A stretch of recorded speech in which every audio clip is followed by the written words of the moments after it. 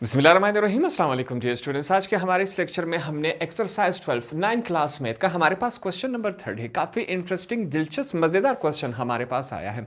इसको यहाँ पर आसान अल्फाज में सीखेंगे, समझेंगे और इसको सॉल्व करेंगे। क्वेश्चन क्या कहता है, सबसे पहले इसको पढ़ लेते हैं।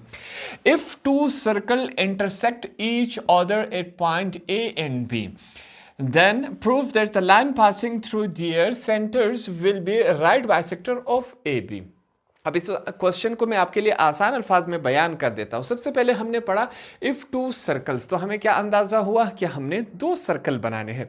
अब दो सर्कल हमने कैसे बनाने हैं, इंटरसेक्ट ईच अदर, जो कि एक दूसरे को इंटरसेक्ट करे, एक दूसरे को क्रॉस करे।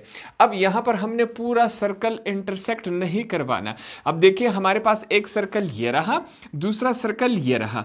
अब ये थोड़ा सा हिस्सा आपस में दोनों सर्कल का क्या कर रहा है, इंटरसेक्ट। इंटरसेक्ट इसे कहते हैं एक दूसरे को थोड़ा सा इन्होंने क्रॉस किया हुआ है, इसे हम क्या कहते हैं, इंटरसेक्ट कहते हैं। If two circle intersect each other, अगर दो सर्कल आपस में एक दूसरे को इंटरसेक्ट कर दे at point A and B. अब यहां पर देखें ये दोनों सर्कल आपस में दो पॉइंट्स में लग रहे हैं। एक पॉइंट हमारे पास ये रहा, एक पॉइंट हमारे पास ये है। अब क्वेश्चन में ही हमें बताया गया है कि इन दोनों पॉइंट्स को आपने क्या नाम देना है, इन दोनों को हमने पॉइंट्स को ए और बी का नाम देना है। तो सेम काम यहीं पर हम करेंगे कि पहले पॉइंट को ए का नाम देंगे, दूसरे पॉइंट को बी। तो इसको हमने क्या नाम दिया, ए। ये हमारे पास ए वाला पॉइंट हुआ और ये हमारे पास क्या हुआ, बी का पॉइंट हो गया। अब याद रखें हमेशा हम सर्कल का सेंटर भी लेंगे। अब इस पूरे सर्कल का सेंटर हम फर्ज करते हैं कि हमारे पास क्या है, ये रहा। दूसरे सर्कल का हम कहते हैं कि हमारे पास इसका सेंटर हमारे पास ये है। अब सेंटर से हमें मालूम है कि सेंटर से यहां तक भी फासला सेम है, सेंटर से यहां तक फासला सेम है, सेंटर से यहां तक, मतलब सेंटर से पूरे सर्कल तक हमारे पास फासला डिस्टेंस क्या होता है, सेम। यही बात हमारे पास इस सर्कल के ऊपर भी आती है।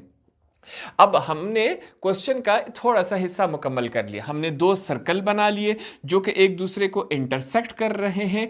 वो दो पॉइंट्स जो हमारे पास है ए और बी, हमने यहां पर लिख लिया। आगे क्या कहता है, prove that the line passing through their centres will be right bisector of A B. कहता है ये जो दो सर्कल का हमारे पास सेंटर है, इसमें से जो यू लाइन गुजरेगी क्या वो ए बी का राइट बाइसेक्टर है कि नहीं। इस पूरे थ्योरम में हमने यही प्रूफ करना है। पहली लाइन तो ए से लेकर बी तक हम लगा लेंगे, ठीक है।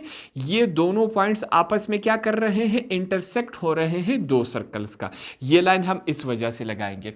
क्वेश्चन में हमसे यही कहा गया है कि proof that the line passing through the centres. अब ये जो हमारे पास दोनों सर्कल के क्या है, सेंटर है, तो इन दोनों सेंटर्स को हम लाइन से मिला देंगे। कहता है जब आप ये दोनों सेंटर्स को आपस में इस लाइन से मिला देंगे, क्या वो जो लाइन है हमारे पास ए बी पर राइट बाइसेक्टर बना रहा है कि नहीं। ए बी लाइन यू होगा, दोनों सेंटर्स को यू मिला लेंगे। कहता है जो ये सेंटर वाली लाइन है क्या ये राइट बाइसेक्टर है कि नहीं। राइट बाइसेक्टर क्या मतलब, वो 90 डिग्रीज बना रहा है कि नहीं बना रहा। इस थ्योरम में हमने यही प्रूफ कर लेना है।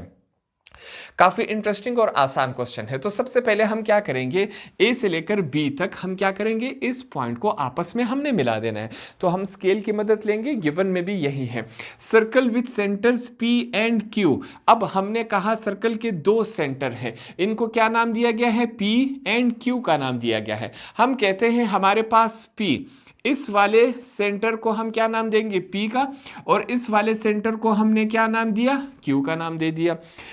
Circle with centres P and Q intersects at A and B. कहता है ये जो पी और क्यू है दोनों सर्कल के सेंटर्स हैं, ये आपस में क्या कर रहे हैं, इंटरसेक्ट कर रहे हैं। सबसे पहले हम क्या काम करेंगे, ए से लेकर बी तक जो हमारे पास लाइन है इसको आपस में मिला लेते हैं। हमने इस लाइन को आपस में मिला लिया। ये दोनों वो पॉइंट्स है कि सर्कल्स आपस में क्या हो रहे हैं, इंटरसेक्ट हो रहे हैं। इस वाले सेंटर को P का नाम दिया, इस सर्कल के सेंटर को Q का नाम दिया। Circle with centres P and Q intersects A and B. P is joined to Q and A is join to B, कहता है ए जो है बी के साथ ज्वाइन हो जाएगा, पी जो है वो क्यू के साथ ज्वाइन हो जाएगा। इन दोनों को भी हम आपस में क्या करवा लेंगे, ज्वाइन करवा लेंगे स्ट्रेट लाइन की मदद से। यहां पर मैं यही काम करूंगा, हमने इनको आपस में क्या कर दिया, मिला दिया। आगे क्या चलते हैं, A and B, P is joined to Q and A is joined to B, AB and PQ intersect each other at R। कहता है हमारे पास A से लेकर B तक, इस पूरे का मतलब क्या है, A से लेकर B तक मिला दे, P से लेकर Q तक मिला दे। P और Q A B आपस में कहां पर इंटरसेक्ट हो रहे हैं, इस पॉइंट पर हमारे पास क्या हो रहे हैं, इंटरसेक्ट हो रहे हैं। इस पॉइंट को हम क्या नाम देंगे, इसको हमने नाम दिया है R का, तो यहां पर मैं क्या लिख लेता हूं, R। आप भी यही काम कर सकते हैं, अगर आपने नाम चेंज करना है तो यहां पूरे थ्योरम्स में वही नाम आप लिखेंगे जो हमने यहां पर इस्तेमाल किए हैं, ठीक है। यहां पर इसको हमने क्या नाम दिया, R का नाम दे दिया। हमारे पास डायग्राम कुछ इस शक्ल में आया। प्रूफ क्या करना है इस पूरे क्वेश्चन में, प्रूफ हमने करना है P से लेकर Q तक जो लाइन है, इस लाइन की बात हो रही है, is right bisector of A B. कहता है ये जो P से लेकर Q तक जो लाइन है ये राइट बाइसेक्टर है, किसका, ये ए बी पर राइट बाइसेक्टर होना चाहिए, मतलब ये जो लाइन है ये 90 डिग्री बनाएगा। इसको हमने यहां पर प्रूफ करना है। अगर ये हमारे पास ये लाइन ए बी पर 90 डिग्री बना ले तो इसका मतलब क्या हुआ, ये क्वेश्चन हमने साबित कर लिया। कंस्ट्रक्शन में हम क्या काम करेंगे, join P to A B। हमने P को A के साथ भी ज्वाइन करवाना है और P को हमने B के साथ भी ज्वाइन करवाना है। यहां पर हम दोनों को ज्वाइन करवा लेते हैं। कंस्ट्रक्शन में हम जो काम करेंगे उसको डॉटेड लाइन से शो करवा देंगे ताकि समझ आ सके ये वाला काम हमारे पास क्या हुआ है, कंस्ट्रक्शन में हुआ है। तो सेम यही काम मैं यहां पर करूंगा डॉटेड लाइंस में। क्या करेंगे, जो हमने कंस्ट्रक्शन में लिखा कि P को हमने पहले A के साथ मिला लेना है, हमने मिला दिया डॉटेड लाइंस से। P को अब हमने क्या करना है, B के साथ मिलाना है। यहां पर मैं P को B के साथ मिला रहा हूं। अब हमने इस पूरे क्वेश्चन को एक ट्रायंगल की मदद से सॉल्व करना है। ये पूरे थ्योरम्स हम इसी वजह से कर रहे हैं कि हमारे पास कोई मसला आ जाए, कोई क्वेश्चन आ जाए, उस क्वेश्चन को हम क्या करेंगे, ट्रायंगल के जरिए सॉल्व करेंगे। पहला हिस्सा कंस्ट्रक्शन का हो गया, and Q to A and B। अब Q को हमने A और B के साथ मिला लेना है। सबसे पहले मैं Q को क्या करता हूं, A के साथ मिला लेता हूं। यहां पर मैंने Q को A के साथ मिला लिया, यूं। आप इसे इसी तरह करेंगे डॉटेड लाइन से। अब क्या करेंगे, Q को हमने क्या करना है, B के साथ मिला लेना है। सेम वही काम डॉटेड लाइन से हमने फिर से यहां पर U मिला लेना है। मैंने यहां पर इसको फिर से मिला लिया, ये हमारे पास इस शक्ल में है। अब हमारा जो डायग्राम है वो मुकम्मल हो गया। हमने क्या करना है, अब इसको हमने प्रूफ कर लेना है। यहां पर एक चीज समझ ले, ये हमारे पास एक एंगल बना रहा है, ये भी हमारे पास एक एंगल बना रहा है, ये हमारे पास एक एंगल बना रहा है, ये भी हमारे पास एक एंगल बना रहा है। अब इन तमाम एंगल्स को हम अपना अपना नाम दे सकते हैं ताकि जब हम उस एंगल की बात कर रहे हो हमें मालूम हो, जब हम नाम देंगे हमें मालूम होगा कि हम किस एंगल की बात कर रहे हैं। यहां पर 4 एंगल्स हैं हमारे पास, चारों को अलग अलग नाम देते हैं। अब हमारी आसानी के लिए हम क्या करते हैं, 1 2 3 4 हमने यूं नाम दे दिए ताकि हमें समझने में और सीखने में, याद करने में आसानी रहे। अब चलते हैं प्रूफ की तरफ। प्रूफ में फिर हम वही काम करते हैं, हम एक कॉलम बना लेंगे, इस तरह एक टेबल बना लेंगे, एक में स्टेटमेंट्स आएगा, एक में रीजंस आएंगे। स्टेटमेंट्स में हमने बयानात देने होंगे, रीजंस में हमने दलाइल देने होते हैं कि ऐसा क्यों हुआ। सबसे पहले हम क्या करेंगे, देखें, इन द करस्पॉन्डेंस, फिर से हमने क्या करवाना है, कंपैरिजन करवाना है, मवाजना करवाना है। करस्पॉन्डेंस मतलब कंपैरिजन करवाना है। किन का कंपैरिजन करवाना है, ट्राइंगल PAQ का। हमारे पास PAQ कहाँ बनता है, PAQ। तो हमने इस ट्राइंगल की बात कर रहे हैं, PAQ। ट्राइंगल के हमेशा 3 साइड्स होते हैं, PAQ, ये हमारे पास 3 साइड्स हो गए। हमने इस पूरे नीचे वाले ट्राइंगल, इस लाइन से नीचे वाले ट्राइंगल की बात कर रहे हैं। इस लाइन का मतलब क्या है, करस्पॉन्डेंस। करस्पॉन्डेंस मतलब कंपैरिजन, मवाजना। किसके साथ करवा रहे हैं, ट्राइंगल PBQ। हमारे पास P बी क्यू। अब ऊपर वाले हिस्से का नीचे वाले हिस्से के साथ हम कंपैरिजन करवा रहे हैं। दो ट्राइंगल्स हो गए। इससे पहले हम सीख चुके हैं कि किसी भी ट्राइंगल के अगर हम दो ट्राइंगल्स का कंपैरिजन करवाएं तो टोटल एक ट्राइंगल में हमारे पास 6 कंपोनेंट्स होते हैं। अब हमने 6 के 6 कंपोनेंट्स बराबर शो नहीं करवाने होते। यहां पर हम क्या करेंगे, कोई भी अगर 3 कंपोनेंट्स दो ट्राइंगल के आपस में बराबर हो गए तो हम क्या समझेंगे, दोनों ट्राइंगल्स आपस में बराबर हैं। सबसे पहले देखें, P से लेकर A तक जो लाइन है वो बराबर है P से लेकर B तक। कहता है P से लेकर A तक जो लाइन है वो बराबर है, किसके बराबर है, P से लेकर B तक। ये दोनों लाइंस क्या है, आपस में बराबर हैं। हमने रीजन में क्या लिखा, radii of same circle. Radii हमने किसे कहा था, हमने कहा था कि सर्कल के सेंटर से अगर सर्कल के एंड तक जो लाइन लगेगी उसे हम क्या कहेंगे, रेडियस कहेंगे। अगर इसी तरह एक सर्कल में दो रेडियस हो तो उसे हम क्या कहते हैं, रेडाई कहते हैं। अब ये हमारे पास सर्कल का सेंटर है, इस सेंटर से सर्कल के एंड तक एक लाइन हमारे पास क्या हुई, ये एक रेडियस हो गया, एक रेडियस ये, तो दो हुए तो उसे हम क्या कहते हैं, रेडाई कहते हैं। इसी वजह से हमने रीजन में क्या लिखा कि ये दोनों क्या है, रेडाई है एक ही सर्कल के। आगे चलेंगे, ए से लेकर क्यू तक जो लाइन है वो बराबर है बी से लेकर क्यू तक। कहता है कि ए से लेकर क्यू तक जो लाइन है ये वाली लाइन बराबर है बी से लेकर क्यू तक। ये दोनों लाइंस जो डॉटेड हैं वो बराबर हैं। सेम रीजन फिर से हम लिखेंगे, रेडाई ऑफ सेम सर्कल। फिर वही बात, इस सर्कल में भी यही है, सर्कल के सेंटर से लेकर सर्कल के एंड तक जो लाइन है ये एक रेडियस हो गया। अगर दो रेडियस हो किसी भी सर्कल में तो उसे हम क्या कहते हैं, रेडाई कहते हैं। तो हमने दो कंपोनेंट्स बराबर शो करवा दिए यहां पर इन दोनों ट्राइंगल्स में। तीसरे की बात हो रही है, P से लेकर Q तक जो लाइन है वो बराबर है P से लेकर Q तक। P से लेकर Q तक इस लाइन की बात हो रही है। अब ये दो दफा क्यों आया है, क्योंकि P से लेकर Q तक नीचे वाले ट्राइंगल का भी है, P से लेकर Q तक ऊपर वाले ट्राइंगल का भी है। दोनों ट्राइंगल में ये हमारे पास ये लाइन है। इसी वजह से तो हमने यहाँ रीजन में क्या लिखा हुआ है, कॉमन हमने लिखा हुआ है। टोटल 3 कंपोनेंट्स हमारे पास बराबर आए। 3 कंपोनेंट्स जब हमारे पास इन दोनों ट्राइंगल के बराबर आए, यहां पर हमने शो करवाए, तो इसका मतलब क्या हुआ, that is triangle P A Q बराबर है ट्राइंगल पी बी क्यू के। इसका मतलब क्या हुआ कि ये दोनों ट्राइंगल आपस में बराबर हैं। हमने रीजन में क्या लिखा, साइड साइड साइड। इन तीनों को अगर चेक किया जाए, 3 कंपोनेंट जो बराबर आए हमारे पास तीनों क्या है, साइड है, कोई एंगल नहीं है। इसी वजह से साइड साइड साइड बराबर आए, साइड साइड साइड। एक ट्राइंगल की 3 साइड बराबर आए दूसरे ट्राइंगल की 3 साइड्स पे। अच्छा, अगर ये दोनों ट्राइंगल्स आपस में बराबर आए तो इसका मतलब क्या हुआ कि जो हमारे पास मेजरमेंट एंगल 1, पहले ऊपर इस ट्राइंगल में जो एंगल बन रहा है एंगल 1, ये बराबर है किसके बराबर है, मेजरमेंट एंगल 2। अगर ये दोनों ट्राइंगल्स बराबर है जो हमने यहां पर शो किए, तो इसका मतलब क्या हुआ कि इस ऊपर वाले ट्राइंगल में जो एंगल बन रहा है एंगल 1 वो बराबर है एंगल 2 के। यहां पर हमने ये लिखा हुआ है, साथ में इक्वेशन 1 इसको नाम दे दिया। रीजन में क्या लिखा, corresponding angles of congruent triangle. अगर दो ट्राइंगल्स आपस में बराबर आ जाए तो उनके एंगल्स भी तो बराबर हैं। हमने इन दोनों ट्राइंगल्स को बराबर शो किया कि नहीं, 3 कंपोनेंट्स बराबर शो है, तो इसका मतलब क्या हुआ कि इन दोनों के जो एंगल्स है वो भी बराबर हैं। आगे चलेंगे, इन द करस्पॉन्डेंस, फिर से हम मवाजना करवा रहे हैं, कंपैरिजन करवा रहे हैं। किसका करवा रहे हैं इस दफा, ट्राइंगल पी आर ए।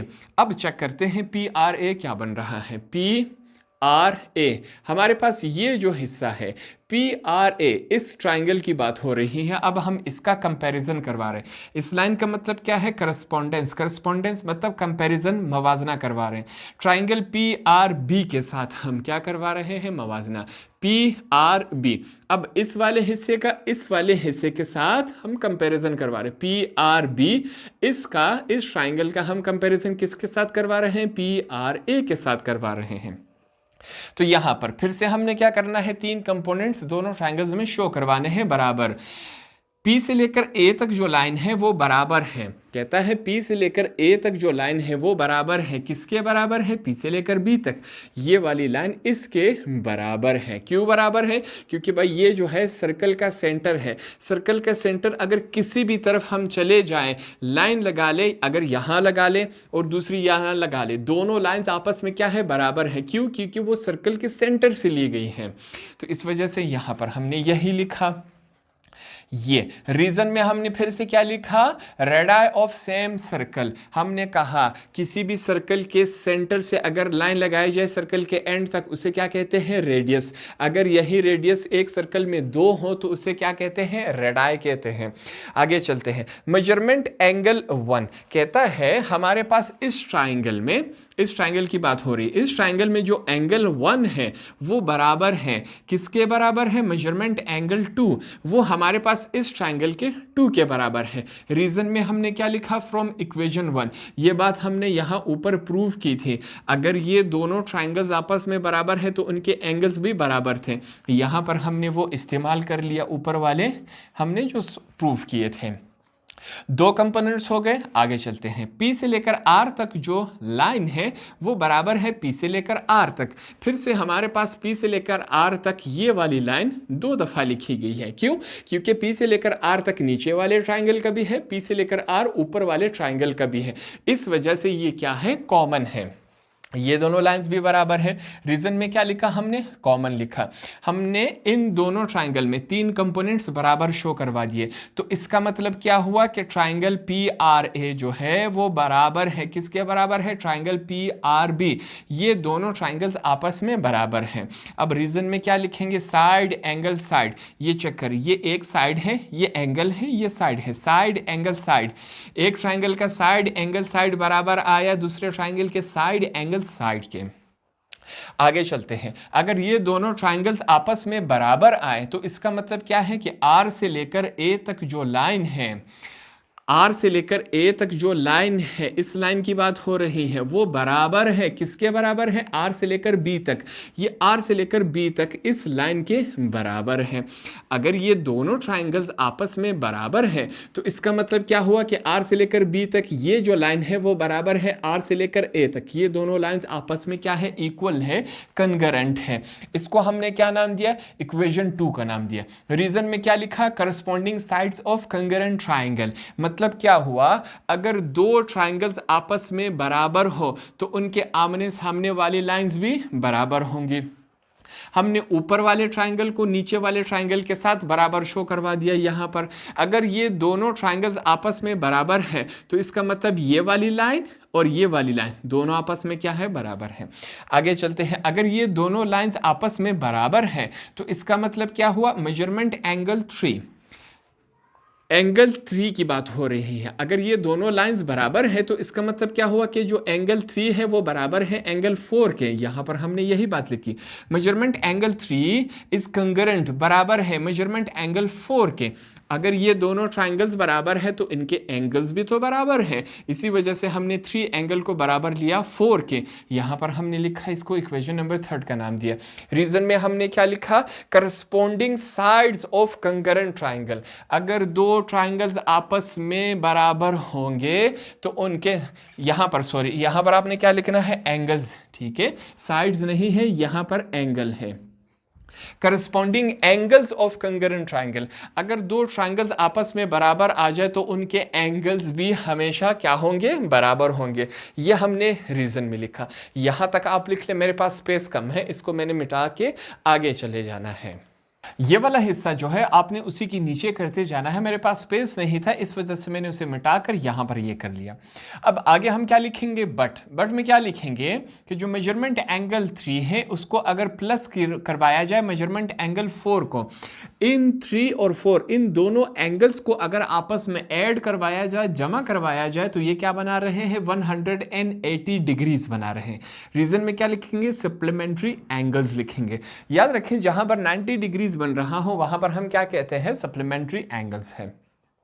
अच्छा, अगर 3 एंगल 3 को और एंगल 4 को आपस में जमा करवाया जाए तो क्या बन रहा है, 180 डिग्रीज बना रहा है। अब हम क्या करेंगे, ए का चेक करेंगे कि हमारे पास एक जो एंगल है वो कितना बना रहा है। वैसे तो हमें मालूम है कि 90 डिग्रीज बना रहा है, मगर यहां पर हमने प्रूफ करना होता है। इस वजह से अब हमने क्या लिखा, measurement angle 3 plus measurement angle 3 measurement, यहां पर मैंने कोई गलती नहीं की। मेजरमेंट एंगल 3 को अपने आप के साथ अगर जमा करवाया जाए तब भी क्या बन रहा है, एंगल 180 डिग्रीज बन रहा है। रीजन में हमने क्या लिखा, फ्रॉम इक्वेशन 3। अब इक्वेशन 3 में हमने क्या लिखा कि जो मेजरमेंट एंगल 3 है वो बराबर है मेजरमेंट एंगल 4 के। इस वजह से यहां पर हमने क्या लिखा कि ये रीजन हमने, ये काम हमने क्यों किया, क्योंकि इक्वेशन 3 को देखकर हमने क्या। अब एक मेजरमेंट एंगल 3, दो मेजरमेंट एंगल 3, इन दोनों को आपस में अगर ऐड करवाया जाए तो क्या आएगा, 2 मेजरमेंट एंगल 3। ठीक है, एक मेजरमेंट एंगल 3 ये रहा, एक मेजरमेंट एंगल 3 ये रहा, इन दोनों को जमा करवाया जाए तो 2 मेजरमेंट एंगल 3 आता है। साथ में क्या होगा, 180 डिग्रीज। अब डिवाइडिंग बोथ साइड बाय 2, अब दोनों साइड्स को हमने क्या करवाना है, 2 से डिवाइड करवा लेना है। यहां पर दोनों साइड को हमने 2 डिवाइड करवाया, 2 1 आर 2, 2 1 आर 2, ये हमारे पास क्या हुआ, कैंसल हो गया। अब ये देखें, 2 1 आर 2, 2 90 आर 180, हमारे पास क्या रहा, 90 डिग्रीज बच गया। इस वजह से ये 2 कैंसल हो गया। यहां पर हमारे पास क्या रह गया, मेजरमेंट एंगल 3 बराबर है 90 डिग्रीज के। इसे हमने क्या नाम दिया, इक्वेशन 4 का नाम दे दिया। हमारे पास हमने फाइंड आउट ही यही करना था कि जो मेजरमेंट एंगल 3 है वो क्या बना रहा है, इस एंगल की बात हो रही है, ये 90 डिग्रीज बना रहा है। अगर 3 90 डिग्रीज बना रहा है तो जाहिर सी बात है 4 भी 90 डिग्रीज ही बना रहा है, क्योंकि दोनों का लाइन जो है वो एक है। अब ये सारा काम हमने क्यों किया, हमने इसको चेक करने के लिए P से लेकर Q तक जो लाइन है क्या वो 90 डिग्रीज बना रहा है कि नहीं। अगर वो 90 डिग्रीज बना रहा है ये लाइन, तो इसका मतलब क्या है कि ये राइट बाइसेक्टर है। राइट बाइसेक्टर हमेशा 90 डिग्रीज बनाता है। यहां पर अगर हम D रखें इस पॉइंट पर और मुंह इस तरफ हो तो ये जो लाइन है ये क्या बनाएगा, 90 डिग्रीज बनाएगा। अब ये किसका राइट बाइसेक्टर है, इसका। A और B का जो लाइन है इस पर ये राइट बाइसेक्टर है। हमसे क्वेश्चन में भी यही पूछा गया था। तो यहां पर हम आंसर में क्या लिखेंगे, हिंस P से लेकर Q तक जो लाइन है इस लाइन की बात हो रही है। इस राइट बाइसेक्टर, वो क्या है, राइट बाइसेक्टर है, 90 डिग्रीज बना रहा है ऑफ AB। A से लेकर B तक इस लाइन पर हमारे पास ये क्या बना रहा है, 90 डिग्रीज बना रहा है। तो इस क्वेश्चन को भी हमने आसान अल्फाज में सीखा, समझा और यहां पर सोल्व किया। होप आपको ये क्वेश्चन आसानी से समझ आ गया होगा।